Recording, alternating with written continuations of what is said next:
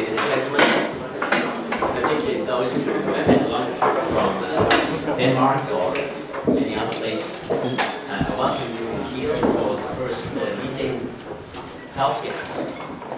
Health Games is an Interreg program of the EU, and it's actually a cooperation between the University UKSH Schleswig-Holstein, Fachhochschule Kiel, where we are right now, and of course the Odense University Hospital, where we initiated this initially, and also the Academy of Professional Higher Education in Denmark. So it's a cooperation between Germany and Denmark. And the question is, what does Health Games means? At the beginning, actually, I tell you, I didn't know what we are talking about. And when Mrs. Klaus showed up and told me there's another Interreg program that seems to be interesting, and particularly interesting to us. I'm a urologist, so it's not so clear why should a urologist start working in Health Games or doing IT programs. Well, it's pretty clear that in our current world, where we have iPads and the IT is actually dominating everything, also the health situation, we have this every day in our clinical work, that we want to bring together the world of the medical doctors, any profession you can think of, and of course the IT designers and the programmers, because there is a close, and we have to find this interrelationship between both in order to understand on one hand the problems of the doctors, and on the other hand, of course, to find solutions for the problems they will come up with.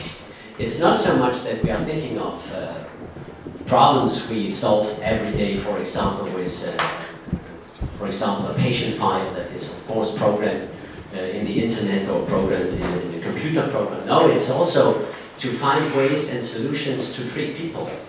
And it's pretty new that you can treat people by doing and programming, of course, games. And why not doing that? Everybody, when you look at young people, they play around the whole day. Sometimes, I believe, almost 24 hours a day. But anyway, why shouldn't a patient start doing that? And there are very interesting research programs going on, particularly in the States, and actually focus exactly on what I'm talking about, that you create games that actually you can use as a kind of therapy. In order to give you an idea, unfortunately it's in German, but I think it's no problem, I will explain it to you.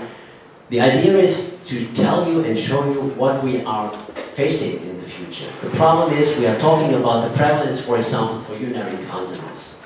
And urinary incontinence, as you can see over here, is increasing over time with aging.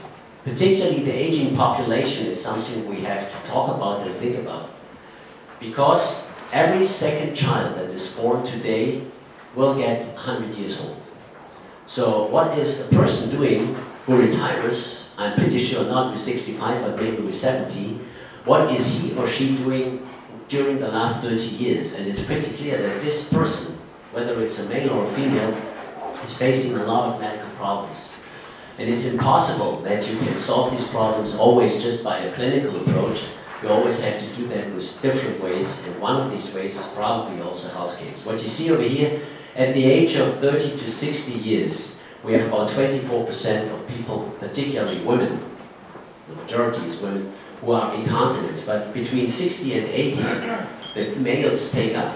And we have again 25% of those who are urinary incontinent. Above 80 years of age, it's 30%. So every third person in this room will get incontinent according to this thing, and you can't do anything against it. And this is just to give you one idea. If one of these people is sent to a residency where they take care of them, the number will double, so it's 60%. And if Alzheimer's disease is approaching, then we are close to 100%, but maybe that's not so important because you don't care about it. But anyway, it's a problem for those people who take care of you. And they have to clean you up, and they of course have to put on diapers, etc., etc. So, what does this slide tell us? It tells us that the problems are increasing with aging. And this is just due to the aging process and different, of course, organ functions that may not work as they should do when you are younger. Though the overall question is how to manage an aging population, and particularly those who are used to be really active. And this is another interesting issue, because people, once they retire, you can't switch it off, as you do probably with your computer or with any other electronic device. They want to continue working hard, particularly mentally hard, and this is another approach which we have to think about when we talk about health games. Finally, we have the wrong expectations. This is an interesting study that was published in the Frankfurter Allgemeine Zeitung. So it's a big newspaper in Germany, a very important newspaper in Germany, and they actually published about 5 years ago a survey of the Allianz Versicherung. That's a health insurance company that actually is the biggest one in Germany, and they also have life insurances. And they asked their clients, not patients, but just clients, who had health insurance, what do you believe how old you will get? And the answer of a 65-year-old man as well as a 65-year-old woman was, I will get 78 years old. Nobody knows why they expected they would get 78 years old, but that's what they expected. According to their surveys and according to their data files, a 65-year-old woman will get 94 years of age today, and a 65-year-old man 86 years of age. That means that they underestimate how long they will live, and it's pretty clear that the majority of them, between 78 years and 86 or 91 years, will get difficulties, medical difficulties, health problems. And this is something we really have to think about, because this is a real challenge for all of us, for our community, for the medical doctors, of course, and also for you programmers and in the IT situation. So what we did with our health game project, and it's Mr. Prell, particularly he is who is responsible and did all this beautiful work so far. We tried to get contacts or get into contact with some doctors and of course institutions at our university clinic. And you see some of those programs we are doing, so we work together of course with urology, and you will hear something about our bladder control issues we are talking about. You will hear, and I'm very happy that Professor Altenhoff could make it to come, and he is talking about the aging society, something I already talked about, and of course also depression and burnout. You know, everybody has a burnout nowadays, and so how do we solve this problem that it doesn't occur? Schizophrenia as well as diet, nutrition, immunology.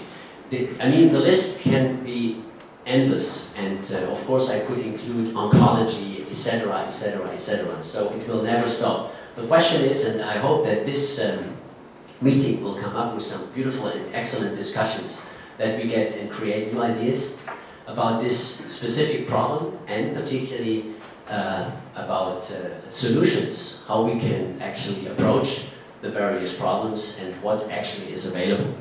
And therefore I'm very happy that I can announce the first speaker, who came from Ireland, from Cork, I believe he told me, and that's Patrick Felicia, and he's talking, give the keynote speech about health games in this field. I wish you a really interesting and lively discussion. I will leave you after his speech for maybe 2 or 3 hours, do my surgery, and then I will come back, let you know how the patient is doing. But no, I want to talk to you and I want to discuss with you, and we will see how far we can get. Thank you very much for coming, and I wish you